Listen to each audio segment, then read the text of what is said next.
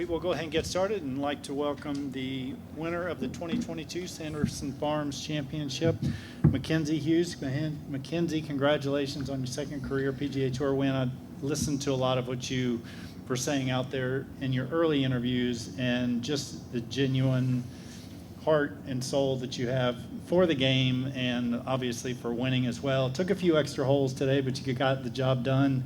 Congratulations. Just a few opening thoughts on the week. Yeah, I felt pretty good coming into this week. I had a solid week in Napa.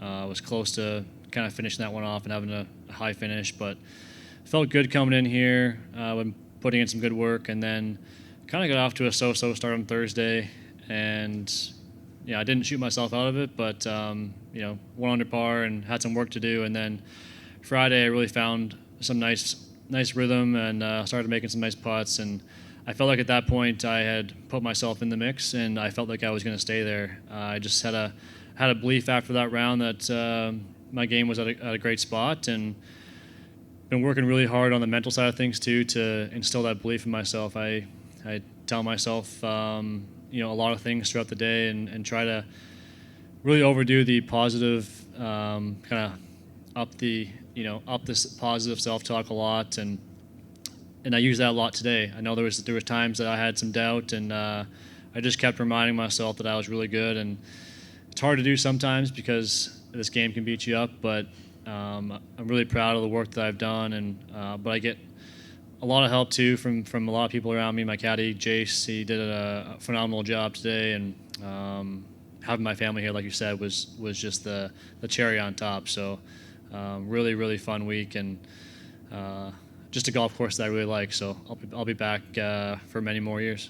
Best greens on tour, you said, if I can quote you correctly. You Yes. You were a winner on the PGA Tour before coming into the week, and Golf Channel out there asked you, is there a big validation factor getting that second win? How special is first one? Obviously special. How special is getting a second one? Yeah, the second one felt harder because I've had to wait a lot longer for it. The first one came in my fifth tournament as a PGA Tour member, so I felt like, oh man, this is going to be easy. I'm going to be able to rack off a few of these, and it's been 6 years since I did that, so it feels unbelievable. And like you said, I feel like I didn't need the validation, but it's nice to be a two-time winner instead of a one-time winner, and I hope to add to that tally. Okay. Well, with that, we'll open it up and take a few questions. Start with Kevin. Could you go through the... Crap, there we go. Sorry. Congrats, sir. Thank you. Mm-hmm. The 14th hole, could you kind of go through that and how pivotal that was kind of in the cadence of your day?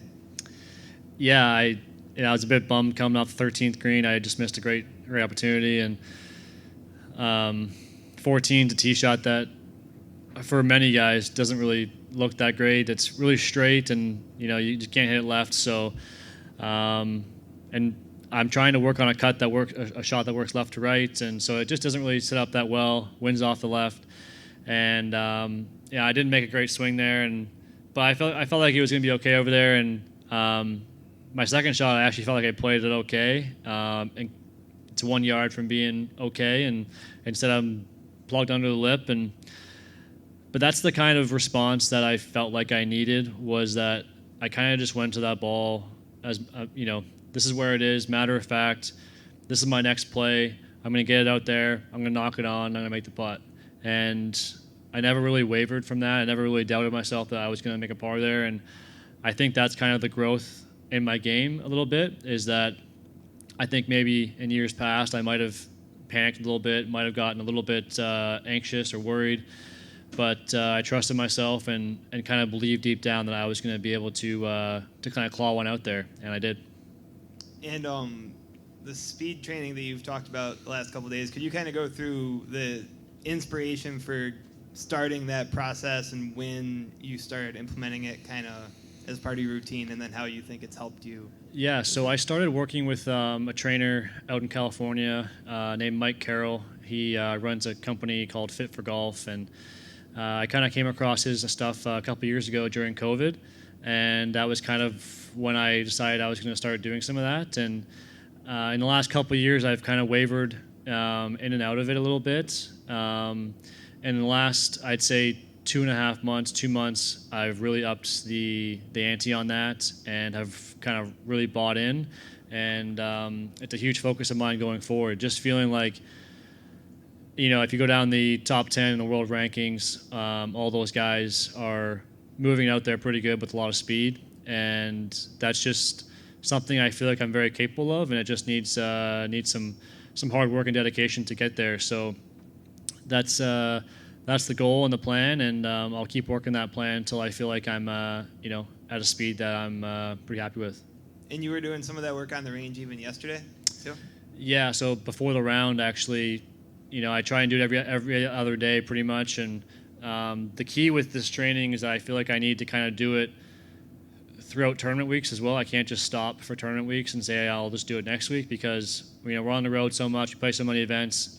So yesterday before the round, I hit 10 drivers as hard as I possibly could, just to feel like what's my top speed, and then I can kind of work back to my cruising speed or kind of a stock driver swing. But doing that, I want to basically elevate my ceiling, what my max can be, and then when I go in the course, obviously it's not going to be quite that fast, but I just want to creep it up over time. So it's been working so far, and I'll keep working hard at it to see if I can get some more. Is there anywhere particularly this week where you feel like it helped you, or are you still kind of in the stages of fully getting to implementation? Yeah, no, today I actually hit a drive on the fifth hole, and the wind was off the right a little bit, so it wasn't really helping too much. And the bunker was like 290 to carry, and it was like 300 to the fairway. And I actually didn't hit it my best, and carried the bunker no problem. So just kind of one of those ones where you're like, that was awesome, because that's exactly what I do this for. So, and then a few par fives this week where I had some really great drives and gave myself some shorter clubs. So, definitely a few moments where I saw it pay off.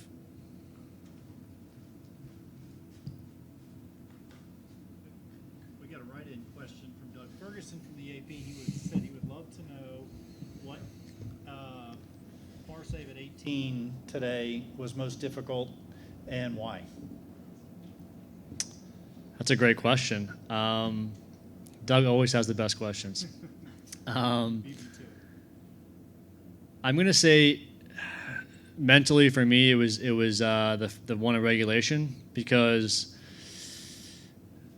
I didn't want to lose the tournament that way. Bogeying the last hole when I felt like I was somewhat in control of the tournament. If I make a birdie on 17 and I'm coming down 18 with a chance to just par to win. So I just felt like it would have been a tough way for me to handle losing, or to deal with losing. And the one on 18 in the playoff was, it was probably as hard, if not harder, but they just had, I guess, different challenges to them. But I'm gonna go with the one in regulation, because I just didn't want to lose on my behalf. It'd be one thing if I won the playoff and Seth made a birdie or whatever, but I just think I didn't want to lose by bogeying 18 in regulation. Fair enough. Ben?